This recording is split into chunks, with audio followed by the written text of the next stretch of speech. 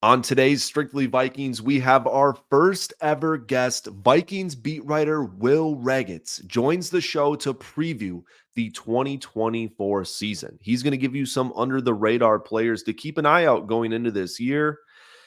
We're going to have our Mike Zimmer conversation. He had some stuff about his Vikings tenure just come out last week, and there's a lot to dive into there. Of course, we're going to go through our Facebook scroll of the week. We're going to preview this upcoming Vikings game versus the New York Giants.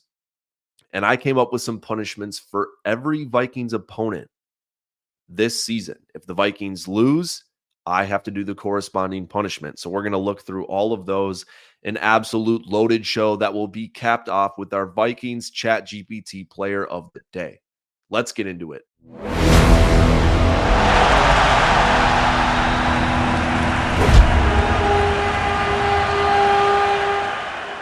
Today is Wednesday, September 4th, and Vikings football is almost back. It's kind of back. It's game week, but I don't think you can say it's officially back if they haven't played a game yet. But of course, just 3-4 short days from now, the Minnesota Vikings will be kicking off their 2024 season at the New York Giants. It's probably the worst game on the slate for this upcoming weekend, but I'm still going to watch it because, of course, that is our favorite football team. I'm just looking forward to getting some new stuff to talk about. I'm sick of the preseason stuff. I'm sick of trying to grab and reach for anything Vikings related and try and make a story out of it. It's getting difficult, and I know fans are getting annoyed by it. And I'm just really pumped to finally have some live game action just a couple days away. And like I said, the content is a little slow, but we got a banger of a news story dropped last week. Star Tribune Mark Craig uploaded a article. I forget what it was titled, something about Mike Zimmer and the end of his tenure in Minnesota. And boy, oh boy, Mike Zimmer had some things to say about the Vikings. He first went into, I actually didn't read the entire article, but this is kind of how I saw it played out on Twitter.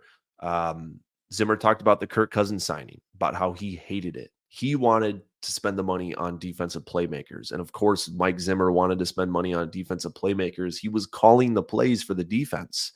There needs to be a fine balance here. I think Kirk Cousins was the most obvious signing for the Vikings going into that offseason. It seemed like we were a player away from being a real Super Bowl contending team, and Kirk Cousins was that guy. Um, Obviously, Zimmer didn't think that way. He wanted to stick with Keenum, but look what Keenum's doing now in the NFL. I'm not even sure if he's on a roster right now. So I don't think, obviously, the Kirk Cousins plan really didn't pan out. Kirk Cousins played great for the Vikings, but obviously one playoff win in 6 seasons isn't going to get it done. Um, but, if they went the other route with Case Keenum, I doubt it would be any different because Mike Zimmer was still stuck in his ways of, the old school defensive mentality. Obviously, you can't predict what have played out, but I think the thing that makes me the most upset is that Kirk Cousins was playing great when Mike Zimmer was here, and I think it was the relationship of Mike Zimmer and Kirk Cousins that just really threw a wrench into things. If you're the head coach, you have to have a great relationship with your quarterback. He's the most important player on the field. He's calling the plays, he's touching the ball every play. He's the leader of this team, and you need to have a good relationship with him. And just because he's making more money than you want him to, doesn't mean you can't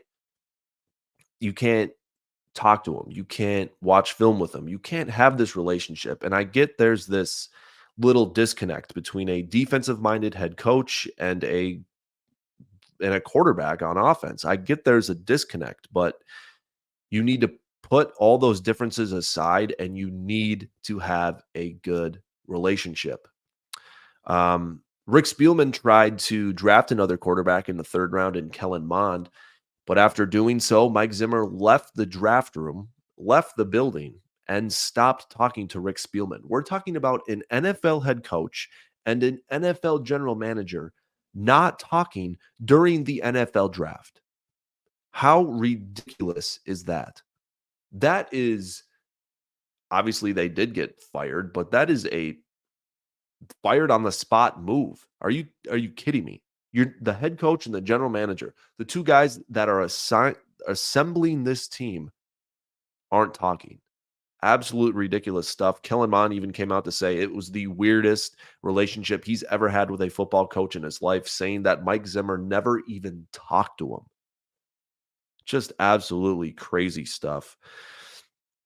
Um, Mike Zimmer also co-owned a racehorse with Paul Allen, but after the infamous Kirk Cousins, Mike Zimmer shove on the sideline after that game winner against the Lions, Paul Allen had some things to say about it, as he should. He's the voice of Vikings football, and he said that Zimmer basically snapped on Kirk Cousins, and Mike Zimmer basically said, "You should have kept my name out of your mouth." And Mike Zimmer bought out his half of the horse, um, basically ended the relationship with Paul Allen. Pretty pretty ridiculous stuff. I mean, Mike Zimmer really seems like a guy who just yells at clouds. That's honestly what it seems like to me. Um, the owners, Mark and Ziggy Wolf, asked him if he would like to address the team after he got fired. And Mike Zimmer simply responded with, why would I address the guys who got me fired? Basically blaming the players for his firing and had nothing to do with himself and the schemes he was running and everything else. Absolutely insane work from Mike Zimmer. But it makes me even more excited that Kevin O'Connell is the coach of the Minnesota Vikings. I am extremely happy about the relationship that Kevin and Kwesi have. From the outside, it looks like everything is moving and shaking great, and they're on the same page about everything. And especially the relationship Kevin O'Connell has with JJ McCarthy.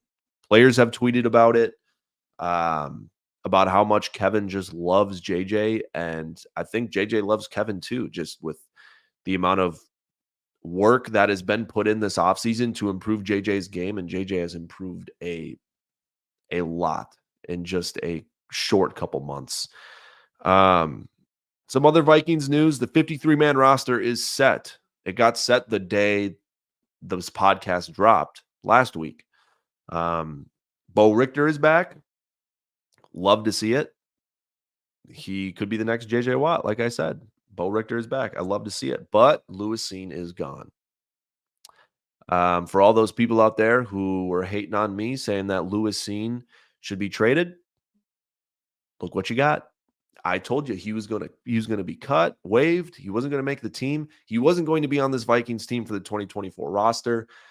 People thought that Cleveland Browns preseason game was going to represent the rest of his career and what he was going to be for this Vikings team. It was just all a ploy to try and get someone to trade for him. That's all it was, people. And he's now on the Bills. And I hope Lewis Cine has a great career with the Bills because he deserves that. It was just not a good fit here in Minnesota, having 5 guys ahead of him on the depth chart. Probably the most loaded safety room in the NFL. This was not where Lewis Cine was supposed to be. And that's just how it ended up.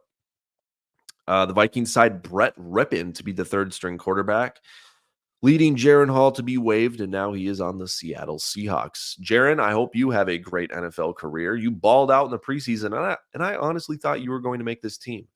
You had a great preseason. You didn't really get much reps in training camp with all the McCarthy stuff going on, but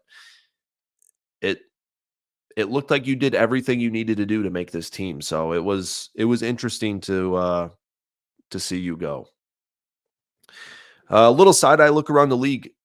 Football is on this weekend. We love to see it. Jamar Chase is still not paid, which is crazy to me. Again, every time someone, especially a wide receiver, isn't paid, I go back to Justin Jefferson and making this the most easy process of getting your best player paid. Justin Jefferson made it easy. He got it done, and we love that he's going to be playing on Sunday. Vikings week 1 opponent Malik Neighbors plays for the Giants. The Giants unretired the number 1 for him. He got permission from the family to unretire the number. But could there be any more pressure on this Giants wide receiver. I mean, we're talking about, I think it was the first number ever retired in the NFL.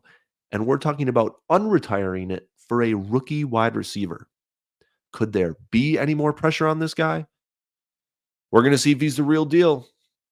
Faces a Viking secondary that might be a little iffy, so we'll see. Greg Joseph cut from the Green Bay Packers. I announced Greg Joseph the starting kicker for the Green Bay Packers on last week's podcast, and that just goes to show how much I know about the Packers this upcoming season. Um, not really much happening else. Not really much happening in the NFL right now. The segment will be a lot better once the games kick off and people get to playing some football. I want to transition to our Vikings Facebook scroll of the week, and then we'll get to our interview, Will Ragatz. First, Vikings Facebook post of the week.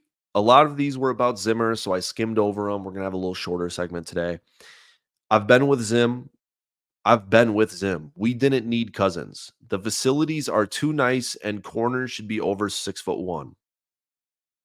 I mean, the corners, I don't height height matters, but like if you're a dog, you're a dog. Don't matter if you're 6'1", 6 feet, 5'11", whatever. The facilities are too nice. That's a crazy statement. The Vikings facilities are very nice, probably the best in the NFL, but that was literally the main reason Stephon Gilmore came here. He was like, the facilities are amazing. And of course, Brian Flores and some other factors. But the facilities blow players away constantly whenever they come here.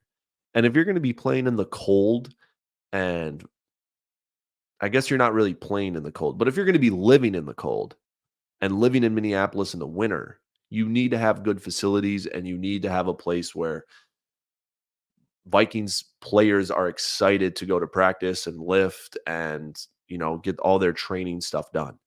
If it was a dump and they had to live in the cold, I mean, no one would come here. Why would you ever want to play here?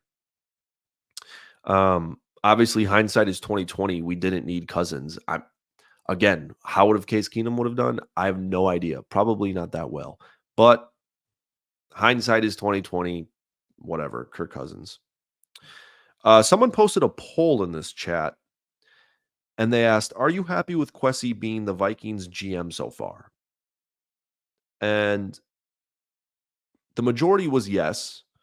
The second was not sure, and third was no. And like I said, the majority of people voted yes. I would say about 50% of the people voted yes. He goes on to say he has drafted Addison Naylor, Turner, Chandler, Ingram, and signed Ivan Pace as an undrafted free agent. He's forgetting McCarthy. Those are our starters contributing to this team. We have just one first rounder next year and 2 fifths as it stands. This is year 3. He had 3 drafts so far. So what you all think? Good GM or not? I think Kwesi has put us in a good position going forward. And I think the Vikings are going to be true contenders in 1 to 2 seasons, depending on the play of JJ McCarthy. But from what I saw in training camp, I have confidence in him. And with the amount of cap space open, defensive studs being signed this past offseason for multiple years, I have confidence in this team going into 2025. But their play on the field in 2024 is going to play a huge role into that. If the Vikings can't get some momentum going with this roster, then that means they have much deeper issues than just finding a quarterback. If the Vikings can't win 6 games this year, that would be very, very, I'm not going to say very, very, very concerning, but if the Vikings can't win 6 games with a fully healthy roster, that'd be concerning going into 2025 and 2026, because that means there needs to be a lot more work done than just getting JJ McCarthy back. Next post, someone said, build off this preseason. We installed a winning formula. Again, you guys know this show, we don't overreact to the preseason, right? But that's true. You're going to see, I asked Will Ragatz about a little undefeated preseason, if they can carry that momentum into the season. I think winning games obviously helps your dynamic going into the season, and being undefeated um, could give you some confidence heading into the regular season. Is it going to play that much of a factor? No, because our starting quarterback played one drive and that was it. And like none of the other good good starters played. So I don't think there's going to be any correlation between preseason and regular season success. Um, we're back. I swear, I talk about Joe Milton on this podcast so much. Vikings should try to make a trade without giving up anything for Joe Milton, if possible, because it would be nice to see that type of cannon air it out to the wide receivers we have. Again, Joe Milton tricks people into thinking he's a good NFL quarterback. He tricks people into thinking he's a good quarterback, period. He has one good game. He bombs it out. He can throw an orange 100 yards. And then, boom, he gets into a game and he throws like 3 interceptions. And people are like, this dude, why isn't this dude good? He's 6'5", 220. Yeah, Vikings should trade for him. That's the last thing we need is Joe Milton on the roster. Come on now. We got Sam Darnold, Nick Mullins, Brett Rippon. Honestly, I'd rather see freaking Joe Milton than Brett Rippon. Maybe this dude's onto something, honestly. If I'm going to be watching the Vikings third string quarterback, would you rather have it be Brett Rippon or Joe Milton? Joe Milton, 100%.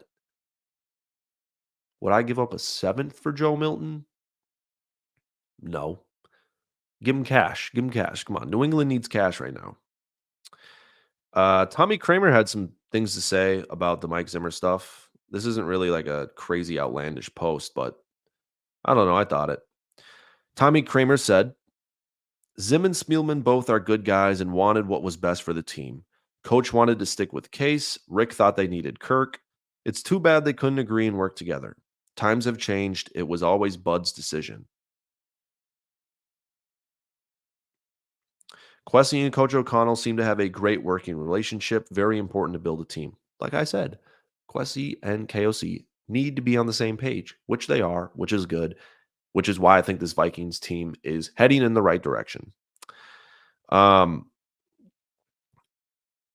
Let me just give you guys a little forewarning for the Vikings Facebook post going forward. It's going to get intense because when the Vikings start playing, the takes start flying.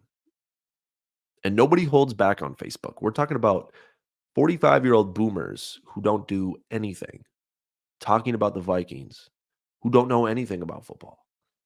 And man, do they like to throw stuff at the wall to see if it sticks. And I've seen some crazy, crazy, crazy outlandish takes in the past, and I cannot wait for Sunday to see them all come out. That concludes the Vikings Facebook post of the week. Now, let's get to our interview with Vikings beat writer Will Ragatz. All right, we now welcome on a very special guest, the first guest in Strictly Vikings history, Will Ragatz from Bring Me the News, beat writer for the Vikings. I have his tweet notifications on. If you don't, you need to, because he's always up to date. He's got great stuff about the Vikings. First question for you, Will. The Vikings are undefeated right now, 3-0. Do you think fans can expect this going forward? Maybe a 17-0 regular season? Or what do you think?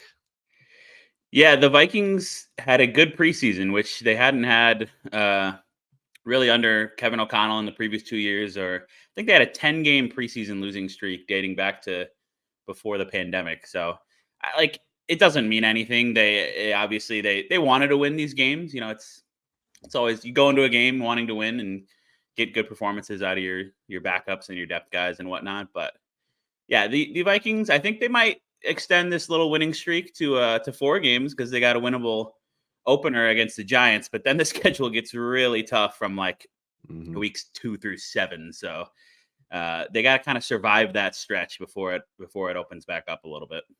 Yeah, 100%. I know the overreactions to preseason games are they always get me. The fans love to overreact to preseason games, and I think I do too, just because it's like football's back, and I always feel like, oh, he balled out in the preseason. He's gonna keep doing this in the regular season, but they're not playing any starters.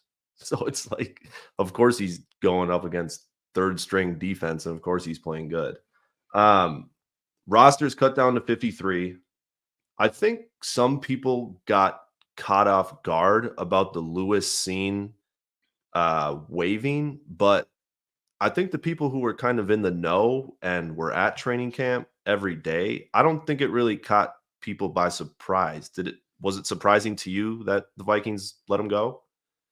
No, it wasn't. I mean, it had kind of been heading in that direction for a while. I mean, he obviously had the really tough leg injury in the London game as a rookie, and then just hadn't been able to kind of break out in what might be the deepest safety room in the NFL. I mean, the Vikings have, I would argue, Mhm. three Pro Bowl caliber players at the safety position.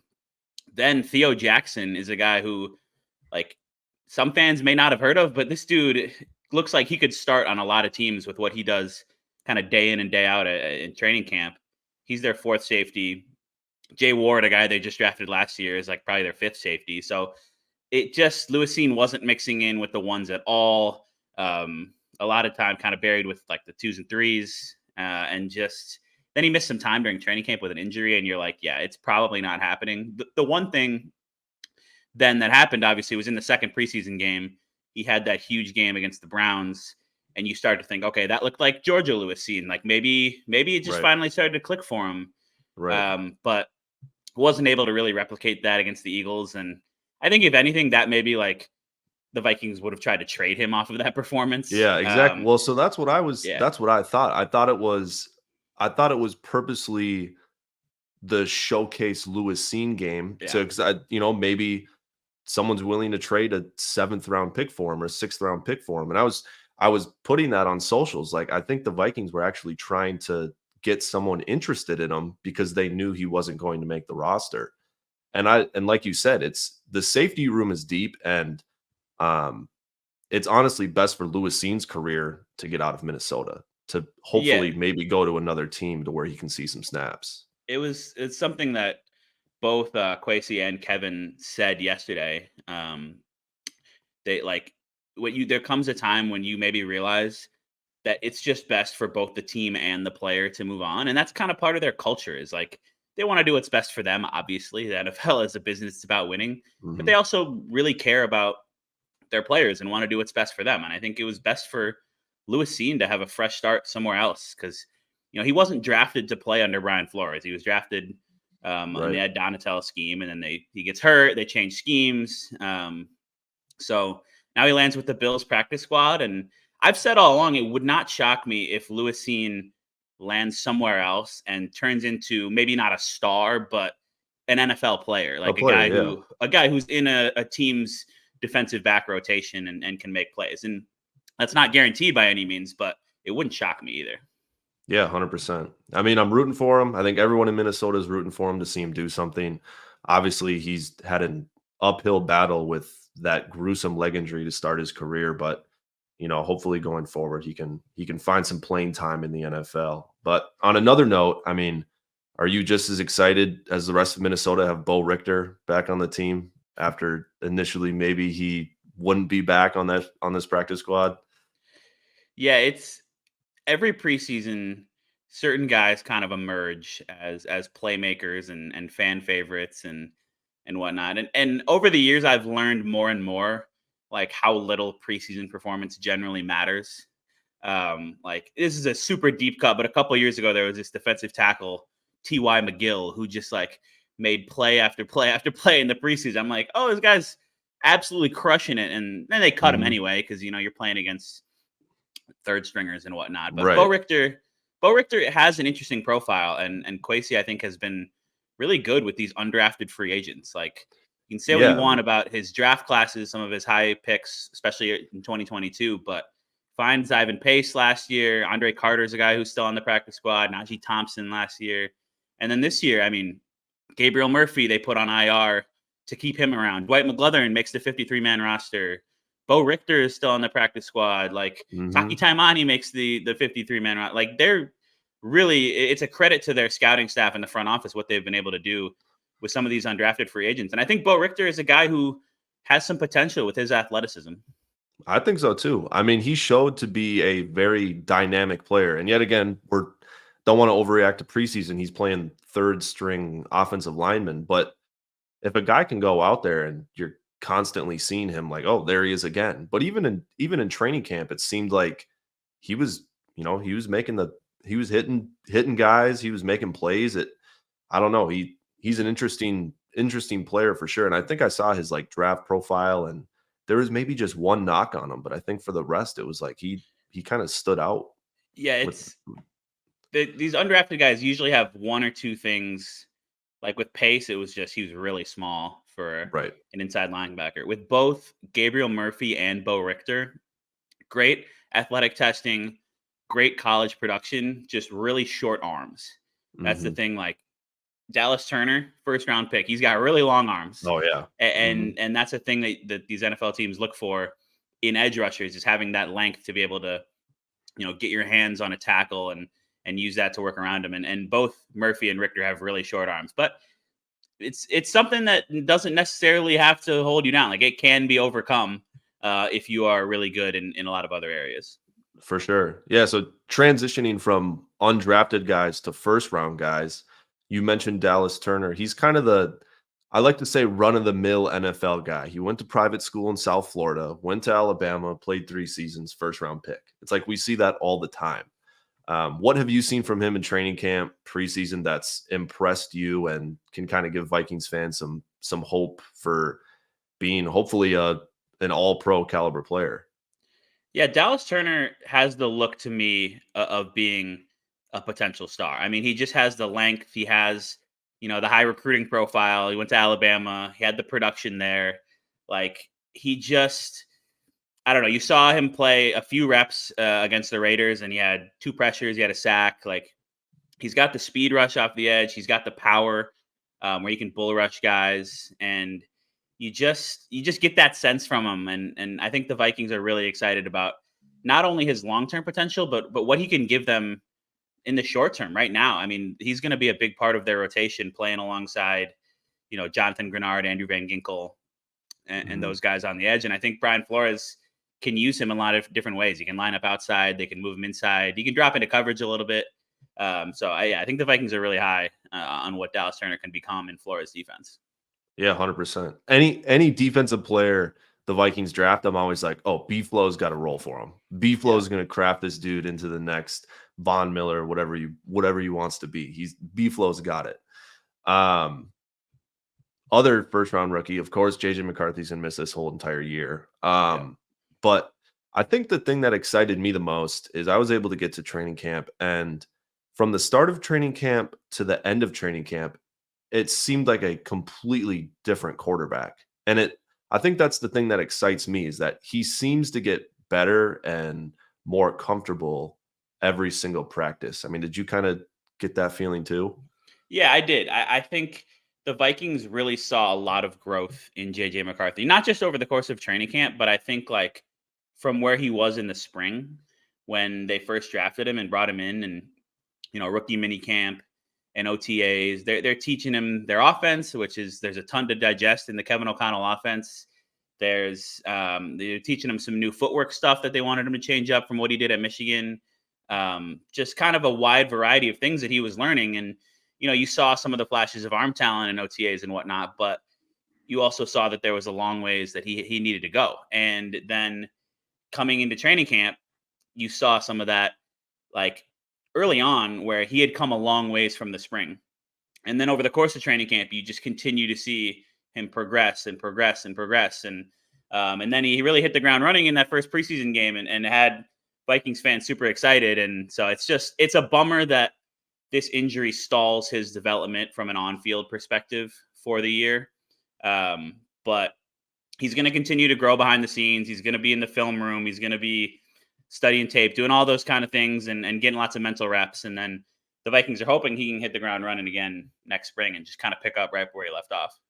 Yeah, 100%. I mean, I think that's just the most disappointing thing is that whether you had high hopes for the Vikings or not going into this season, it was more of the fact that JJ McCarthy could hit his stride going into 2025. Like he could play the last however many 6, 7 games or whatever it may have been, but he knows what an NFL game feels like. He knows his, pregame ritual. He's used to it all. And now it's like again, going into a second season, like you said, he's going to know the ins and outs of the NFL, but he's still going to play in his first regular season game. So disappointing, but loved what we saw, and I would imagine the off-season takes of when he's the starter are going to be through the roof next season too.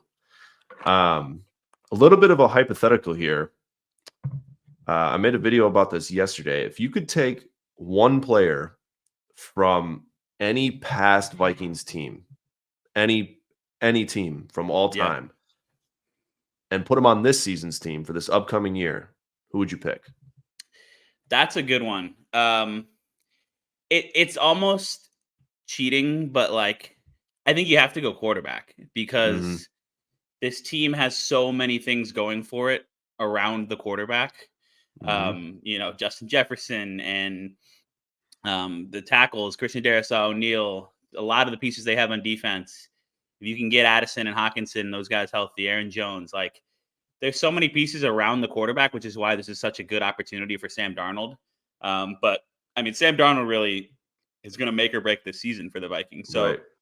for me, I would just take whoever is the best quarterback in Vikings history, and that's kind of up for debate. But I think like 2009 Brett Favre is right Yep. there. I think you could say like peak Dante Culpepper right there. Mhm. Like Fran Tarkenton is the greatest quarterback in Vikings history, but you're kind of translating between Yeah, eras, exactly. and I Right. don't know.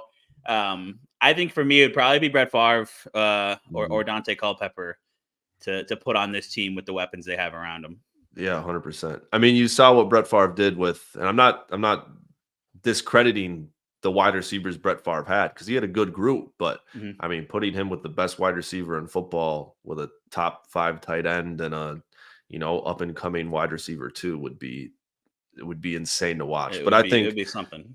Yeah, I think quarterback is definitely the if you couldn't choose quarterback, I guess you don't need me to name a player, but if you could swap out maybe a position group or one position, I mean, where do the Vikings really need to focus going into next season to really get this team a Super Bowl contender?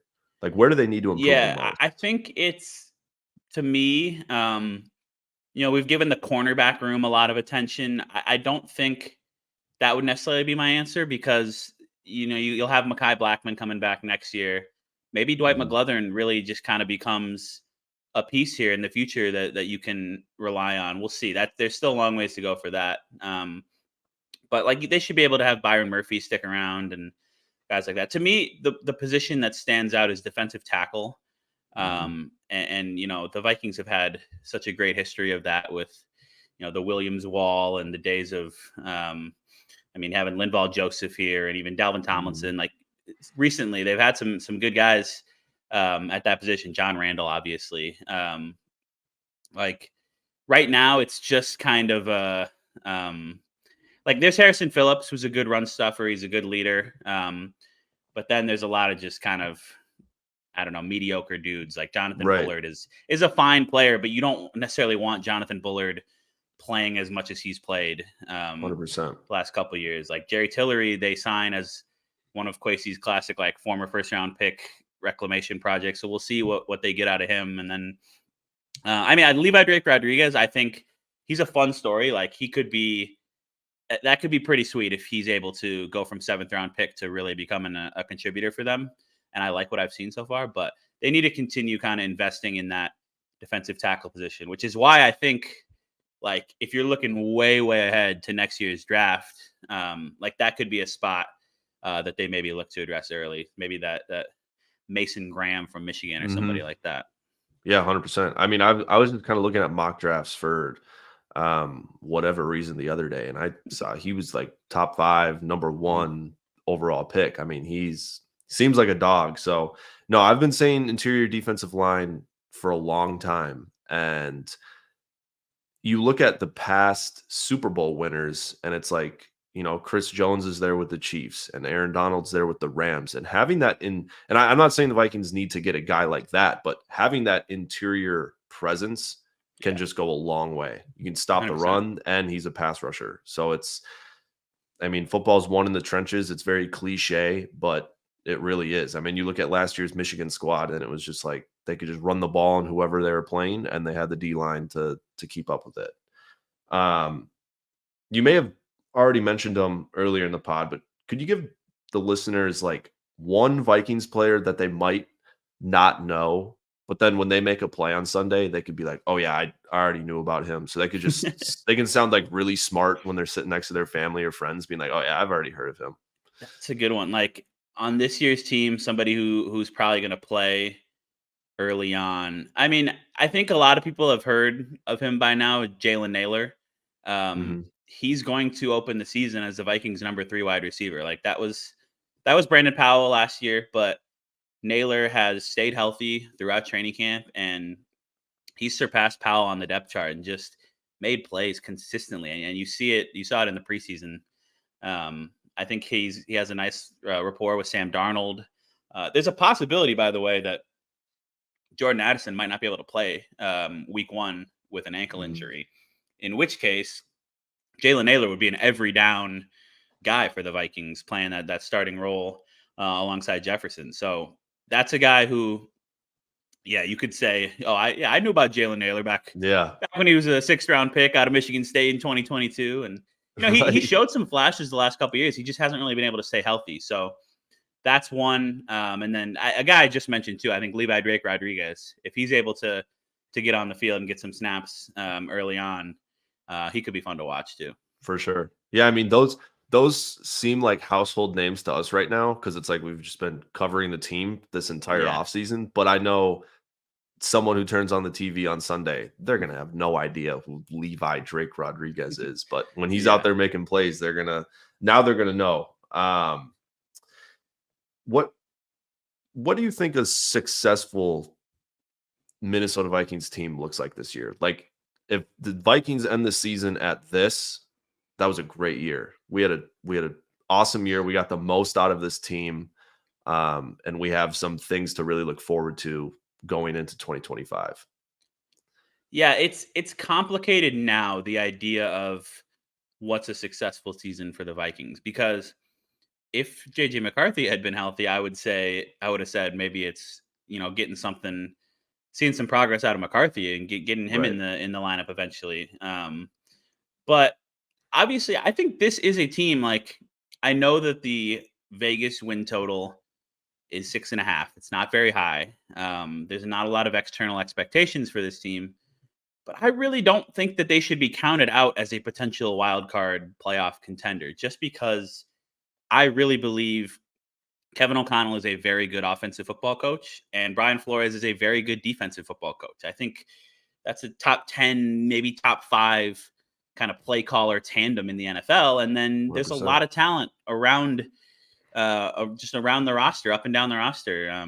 So it all comes down to Sam Darnold. I think if the Vikings were, obviously, if they make the playoffs, even if they lose in the first round, like that would have had to have been a good season from Darnold. That would have had to have been a success and something encouraging. And then you got to figure out, are you going to bring him back in 2025, or what are you going to do there? But even if they even if they win 8 or 9 games, and Darnold's fine, and you get good seasons from, I think, some of your core foundational pieces, like obviously there's guys like Jefferson where we know who he is, but like if you can get another big year from Jordan Addison, and you can get Mhm, another good year from Ivan Pace Jr., and you can get some mhm. progress from some like young unheralded rookies, and just guys like that. Maybe Ed Ingram like steps up and becomes good in his 3rd year, or just various things like that, where even if they don't make the playoffs, but you see some encouraging signs to where if the quarterback play can get a little bit better, then this could start to be special. Then I think you'd feel good about what could be with JJ McCarthy in 2025 and beyond. Yeah, 100%. I mean, a playoff berth would be I that would shock me if the Vikings. I mean, I think they're right there. Like it wouldn't be surprising if they missed the playoffs by 1 or 2 games, but if they were able to sneak in a division like this to where they're the heavy underdogs in the division, I think they're, Hmm. favored to finish 4th in the division. That would be awesome. But yeah, I think that's like you said. I mean, seeing Ivan Pace and Jordan Addison, like they did it last year, but being able to do it again and Yeah. build on top of that would be awesome to see. Do you attend all the games, all the home games? Yeah, yeah. I'm in the press box for all the home games. I'm credentialed for, I can go to road games. I don't Mhm. generally go to all of them. But I'm going to the week 1 game in New York, and I usually go to like Chicago and Green Bay because those are close by, and so Right. Right. we'll see. But Do you have any crazy press box stories from either a home game, away game, whatever it may be? Do you have any yeah, funny I stories? honestly, yeah, the first one that comes to mind is the 2 greatest football games I've ever watched in person. I covered both of them in 2022. You can probably guess the 2 of them. It's the Mhm. Colts comeback and the game Yep. in Buffalo, which I'm so glad I went to that game in Buffalo because that That was unlike anything for I'd you ever not seen. saying yeah, for you not saying that you don't go to away games, but then you're like, "Nah, I'm gonna go to Buffalo." Like, that I is a so crazy pull. I don't go to all of them, but I go to like probably like 3 or 4 a year, like Mhm. half or sometimes only a couple. But I went to that Buffalo game, and I remember so many things about that game. Just like you can't like cheer or yell in the press box, but like when Mhm. Jefferson made that catch, everybody just kind of had like an audible like, what, like did he just do that? What Yeah. he caught Yeah. that ball? Yeah. But then to your kind of press box story question, yeah, then we're like going down to the locker room, and actually I don't think I could go down to the locker room because I was trying to get my story out and it had been so crazy and I like hadn't finished my recap. So I like missed going down to the locker room, but I was writing and writing. And then me and several other, beat writers and some TV people like had a flight back to Minneapolis at like 8 or 9 or something. And it had been a long game, like went to Mhm. overtime. So we're writing, we're like pushing up against it. And all of it's like snowing. It's snowing like sideways. Like Mhm. it's really cold. We're trying to get an Uber to the airport, and outside of the stadium, they're like, "Oh, you got to go over to like the designated Uber zone," which we have to walk like 2 mile, like a mile. Yeah. We had to walk so far. We're like carrying suitcases that we like had in the press box with us, trying to get to this Uber zone, and we were gonna miss our flight, and then it got pushed back like Okay. 2 hours. So we ended Yeah. up making it. Um, but just that was a crazy day from start to finish with that game, and then just Oh, trying to get out of there and make it to the Buffalo airport in the midst of um, some severe yeah. weather.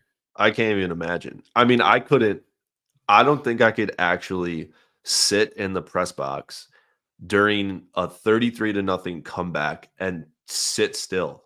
Like, I mean, were you just like freaking out on the inside or like Yeah, was anyone cheering in that press box? Like, I can't imagine everyone was dead silent when that was going on. When Delvin Cook that ran over the goal line, like I can't imagine everybody was just sitting in their seat silent. you definitely get used to it, covering the team. Like Mhm. your thought in that moment is like tweet about it, write about it, like just Right. it's a different experience from watching a game as a fan for sure. And Mhm.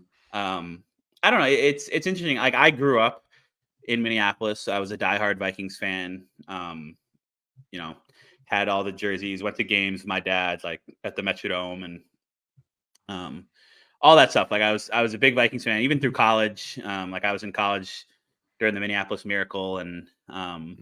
and whatnot. But then I started covering the team in 2019 after I graduated, and it does kind of change your relationship with things. Like I don't consider myself like a diehard Vikings fan anymore. I still want them to do well because there's still a part of that in me, and because it's just more interesting and it's just better for my job when they do well. Right. But it definitely changes your relationship with it because it's work and you're going to practices and press conferences and games and all that to write about it and to do your Mhm. job. And um, so I think most of the credentialed beat writers, people who are covering the games in the press box, are good about not cheering. But yeah, that Colts game was another just insane one. And I Yeah. remember I'll remember for a long time being in the US Bank Stadium locker room after that game and talking to Patrick Peterson and kind of just hearing him take some of us What, we only through need 5 more that whole. touchdowns, Yeah, right? we only need 5 touchdowns, and Mhm. just hearing him kind of break down that comeback, and yeah, it is pretty cool to say that, at least for however long it lasts, that I covered the biggest comeback in NFL history. Yeah, 100%. I mean, that had to be the most fun season to cover of, Oh, 2022. I mean, that was an without question. I unbelievable mean, season. it's yeah. The one thing is, like, I always do a rapid game recap that I try to publish as close to the final whistle as I can, and it was hard that year because every game was a one score game, Yeah. and coming down to Yes. the last play, it seemed like.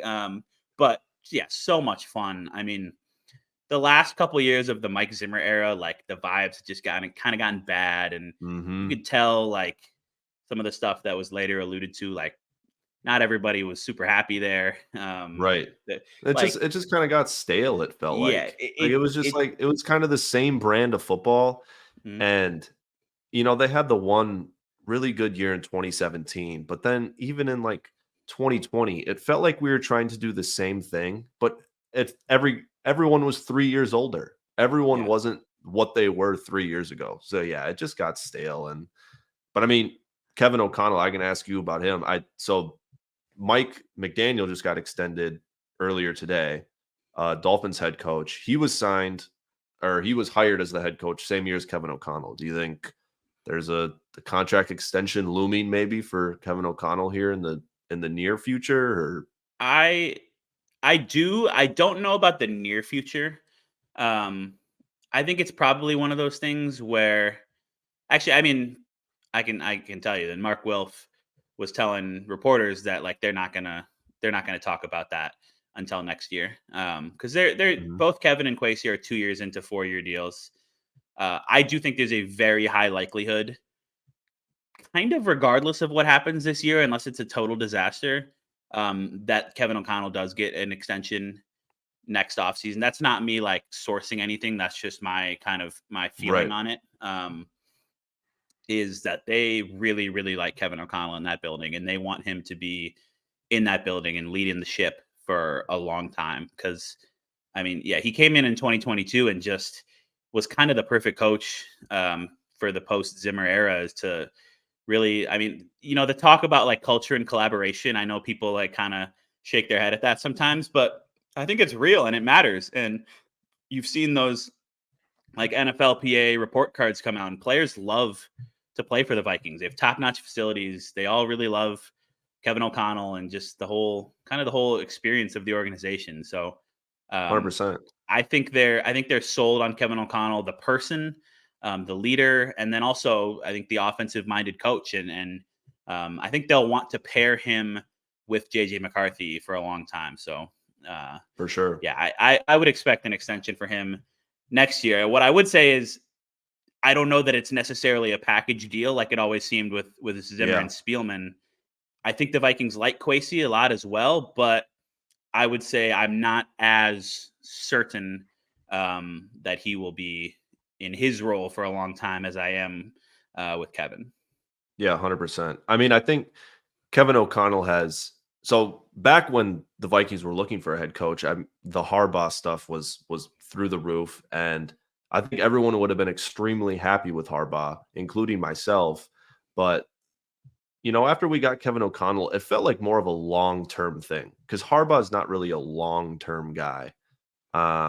And just the offensive minded play calling, it just seems like that's where the NFL is at nowadays. It's like you have a guy that your head coach calls plays, and it seems like that's the most successful teams in the league with, Andy Reid and the Chiefs and the 49ers, the Rams. It's like all of them. It just seems like you Mhm. have that offensive minded thing. But I think Quessie's put this team in a good position, but I think next year is like I don't think he's on the hot seat, but you're on the warm seat.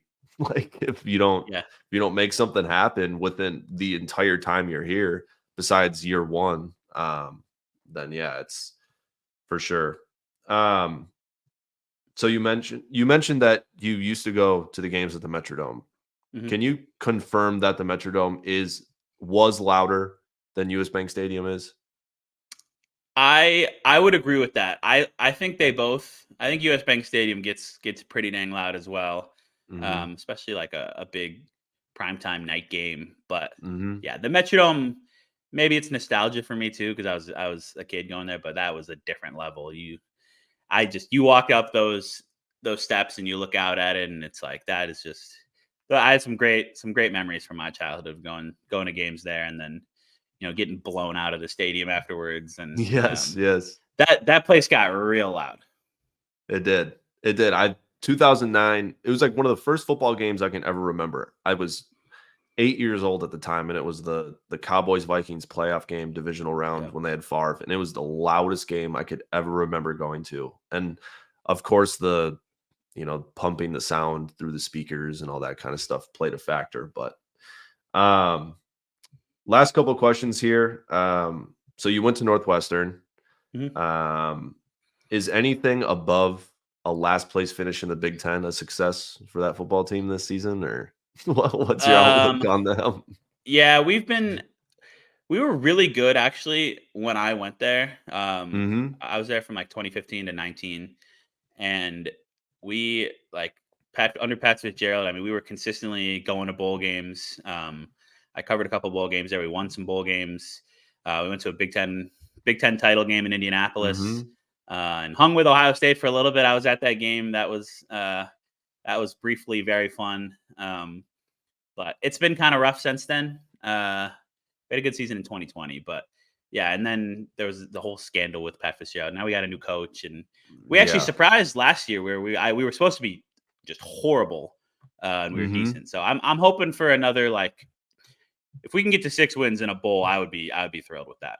Yeah. Well, And was it after the was it Gophers lost last night, I think that they're in kind of the same boat. So Oh, 1000%. I mean, that was the most gopher way to lose a football game I have oh ever yeah, seen in my life. I mean, PJ that's Fleck just is like I don't know with him, man. The the I offense just great never seems yes. it hasn't offense hasn't been really good since 2019. No. And for him and for I don't know if it was directly him. I'm not the closest following to Gopher football, but the whole thing about the offseason is the offense is gonna be different this year. Yeah. And then they trot out there, and it's the exact same thing. I'm like, "This doesn't make any sense." I think PJ Fleck is a great recruiter and motivator and Mhm. speaker. X's and O's guys, not too Yeah. sure. Yeah. Um, well, I appreciate you coming on. It was awesome. First ever guest in Strictly Vikings history.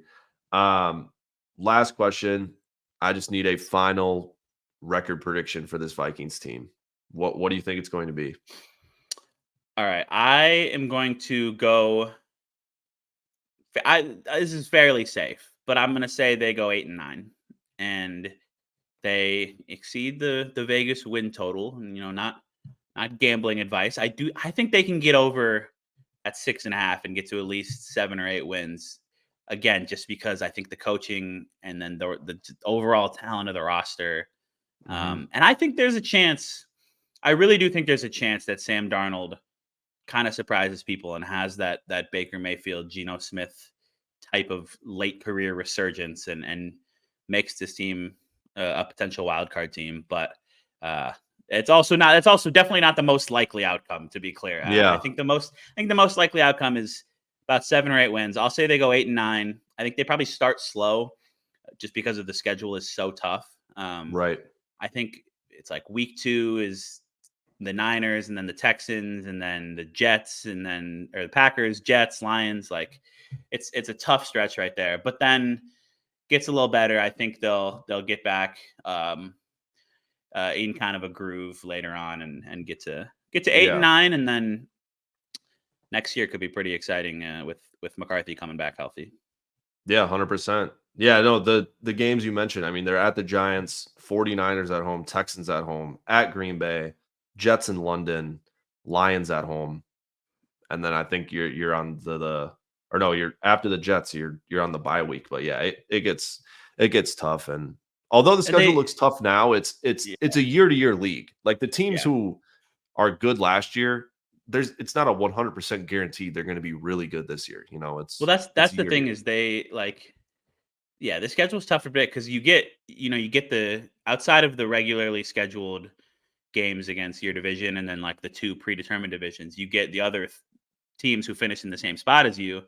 and they finished third barely last year over the Bears. Yeah. And the Bears get like it's like the Patriots and the Commanders and like somebody else, and the Mhm. Vikings get like the Jets with Rodgers coming back were a third place team. The Falcons, who just got Kirk Cousins, were a third place team. Yes. There's one other one too, and it's like that's how the schedule ends up being real tough, even though they finished third last year. Yeah. I think it's just would it be the no, not the Seahawks. No, I Uh think it's it's wait, it's not the Oh, is it the Giants? yeah, it might be the Giants, I think it's the Giants. Yeah, who we are at don't play least the like NFC better than East. like Washington. Yeah, I mean, they got Daniel Jones coming back, and it's like, I mean, I think people are just really, uh, people are chalking that up as a win, and I think it's going to be tough in New York. And it's, I don't know. I wouldn't chalk it up as a win. I think the Giants are favored. I mean, they're at home. I've seen it Um, swinging. I've seen it. Giants 1 point favorites, Vikings 1 point favorites. I've okay. seen it just going back and forth, so it's going to be tough. Well, I appreciate you joining. I do think Brian Flores is gonna make things hard on Daniel Jones in that game, but I sure hope so. And it's Giants not have a Ed good D Donat, line, so we'll and see. it's not Ed Donatel. That's true. So it's not the Ed Donatel defense from 2022 going out there to play them. It's Yeah. 2024 Brian Flores. So I'm excited about that. Well, I appreciate you joining, Will. Looking forward to this season, and I'm glad football's back. Yeah, appreciate you having me. Thanks, man. All right. I hope you guys enjoyed the interview with Will. Super fun. We're definitely going to have him back on the pod this upcoming season sometime. Talk about everything Vikes, whatever it may be. I want to get into these punishments I made. So basically, the Vikings have how many? I think 14 different opponents it would be? Yeah, 14 different opponents. I have 14 different punishments. They're all themed. So, like, first one, New York Giants. Eat an entire Domino's New York style pizza. That's if the Vikings lose, I have to do that. So they're all themed like that. They're on my Instagram. You can go look at all of them. I don't want to run through all of them to bore you guys. But some of the better ones are if they lose to the Jets, I have to perform Achilles physical therapy for an entire day. I have no idea what that would include, but I'll YouTube it, and it's probably going to suck because I think physical therapy just sucks. I've never really done it, but I've heard it sucks. If they lose to the Lions, I have to listen to Eminem for an entire day. I like Eminem, but listening to him the entire day, I don't know. And again, these are punishments, but like they're loose punishments because the Vikings aren't going to be all that great. So I can't be just deathly punishing myself every single week. If they lose to the Colts, I have to swim an Indy 500 lap. That's 2.5 miles. I didn't really think that one through. It's going to take a long time. Lifetime has a 25-yard pool. I looked at how many down and backs that would be. It would be 35 down and backs, 70 lengths of that pool. I think I did 15 the other day, and I was gassed. So that one is going to be a little difficult. Um, I have to buy my girlfriend Starbucks once a day, every day for a week. If they lose to the Seahawks, whatever. You guys can go check them all out. I might be posting some on my YouTube. I have to do some presentations for some of them, but mostly they will all be on the Instagram, and you guys can follow along there. It's going to be a very, very, very interesting season, considering the Vikings are not favored in, I think, 16 out of their 17 games this season. So we're going to find out all about that. The Vikings play the Giants this week. Jordan Addison looks like he might play. That's good. Sports Dad Judd uploaded a video to Twitter saying he was going through workouts or saying he was going through warm-ups, which is good to see.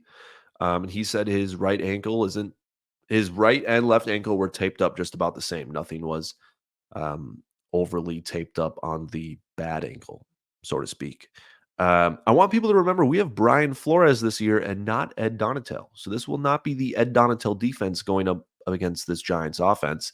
in the infamous 2022 Minnesota Vikings playoff game where Ed Donatel didn't change the defense the entire game and decided to let Daniel Jones run all over us. Giants also don't have Saquon Barkley. Very helpful.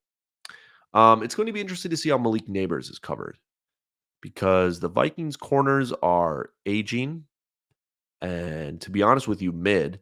And Malik Neighbors is probably one of the most explosive rookies to come out of the NFL in recent memory. So it's going to be interesting to see what Malik Neighbors does. I remember Jamar Chase's first game in the NFL was against the Vikings, and he absolutely lit us up. So hopefully Malik Neighbors doesn't do the same. And like I said earlier, it's probably the worst week 1 game of the slate. But of course, I'm going to watch it. Of course, I'm going to watch it. I mean, will the rest of the world be watching it? Bless me. Will the rest of the world be watching it? I have no idea, but we're going to find out. We're going to finish it off with our Chat GPT player.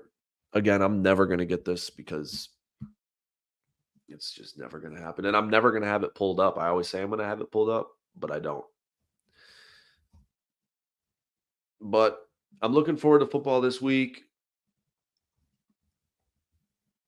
The Vikings are going to win. I'm not going to have to eat a large Domino's New York style pizza.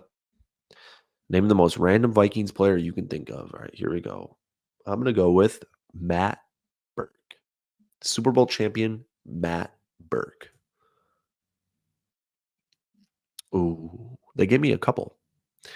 Number 1, Joe Cap, quarterback from the late 1960s. I am never, ever, ever going to get this, am I? I appreciate you guys for tuning in.